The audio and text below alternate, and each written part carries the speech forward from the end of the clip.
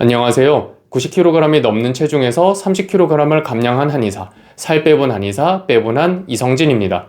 지난 영상에서는 다이어트가 의지만으로 되지 않는 이유를 말씀드렸습니다. 그렇다면 의지 대신 무엇을 바꿔야 할까요? 오늘은 제가 실제로 감량하면서 바꿨던 세 가지를 말씀드리겠습니다. 첫 번째, 저는 살을 빼기 위해 오히려 더 자주 먹었습니다. 조금 의외일 수 있습니다. 저는 식사를 거르거나 공복을 오래 참으면 배고픔이 너무 커져서 다음 식사에서 한꺼번에 많이 먹는 패턴이 반복됐습니다. 그래서 배고픔을 끝까지 참지는 않았습니다.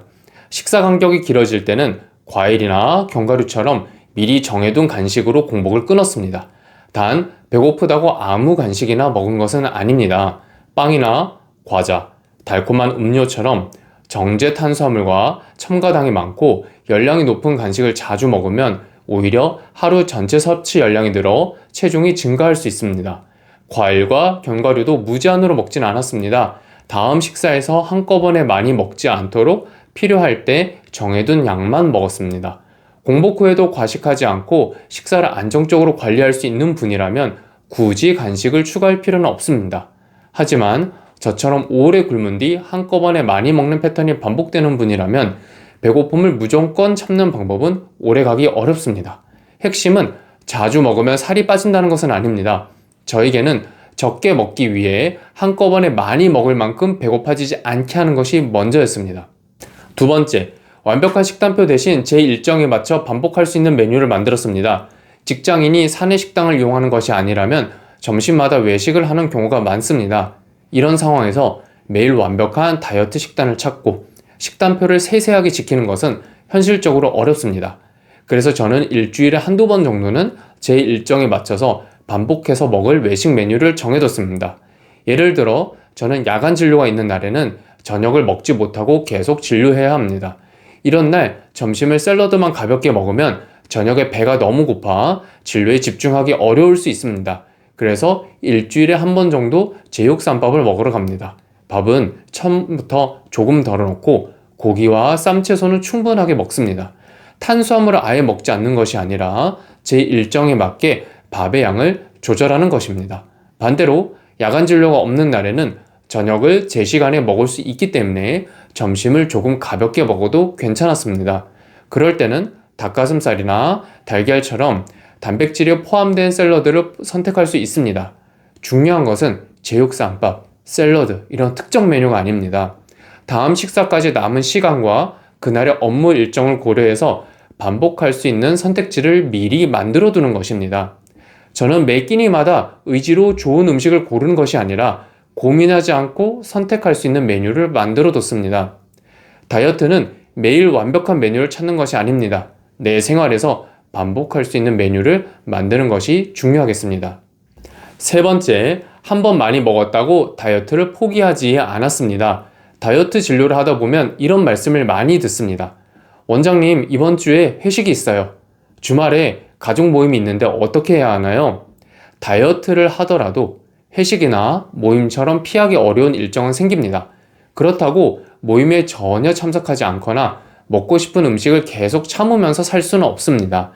예전에는 한 끼를 많이 먹으면 오늘 다이어트는 망했으니까 그냥 더 먹어버리자 이렇게 생각하는 경우들이 있었어요.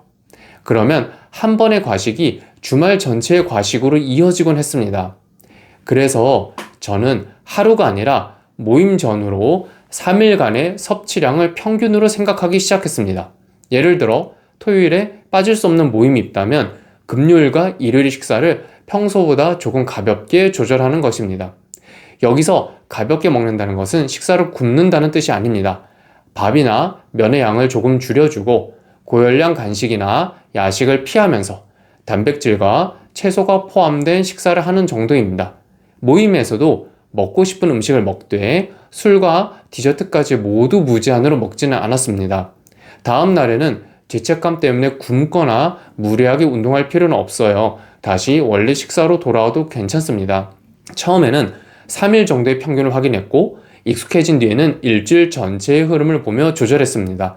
이 3일 평균은 모든 사람에게 정해진 공식이 아닙니다. 제가 실제 감량 과정에서 사용했었던 방법입니다. 체중 관리는 매일 똑같은 열량을 맞춰주는 시험이 아닙니다.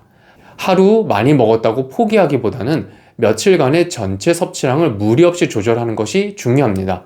저는 한 번도 실수하지 않아서 30kg을 뺀 것이 아닙니다. 한 번 많이 먹어도 포기하지 않고 다시 원래 흐름으로 돌아왔기 때문에 감량을 계속 이어갈 수 있었습니다. 오늘 말씀드린 내용을 3가지로 정리해 보겠습니다. 첫째, 저는 한꺼번에 많이 먹을 만큼 배고파지기 전에 종류와 양을 정한 간식을 먹었습니다. 둘째, 완벽한 식단표 대신 제 일정에 맞춰 반복할 수 있는 메뉴를 만들었습니다. 셋째, 한 번 많이 먹어도 포기하지 않고 며칠간의 전체 섭취 흐름을 조절했습니다. 제가 30kg를 감량할 수 있었던 이유는 의지가 특별히 강해서가 아닙니다. 더 독하게 참은 것이 아니라 덜 무너지면서 계속 반복할 수 있는 방법을 만들었기 때문입니다. 오늘 말씀드린 방법도 모든 사람에게 똑같이 맞는 정답은 아닙니다. 자신이 가장 자주 무너진 순간이 언제인지 확인하고 자신의 생활에서 반복할 수 있는 방법을 찾는 것이 중요합니다. 다음 영상에서는 제가 실제로 어떤 음식을 먹으면서 감량했는지, 배고픔을 관리하면서 식사량을 어떻게 조절했는지 조금 더 구체적으로 보여드리겠습니다.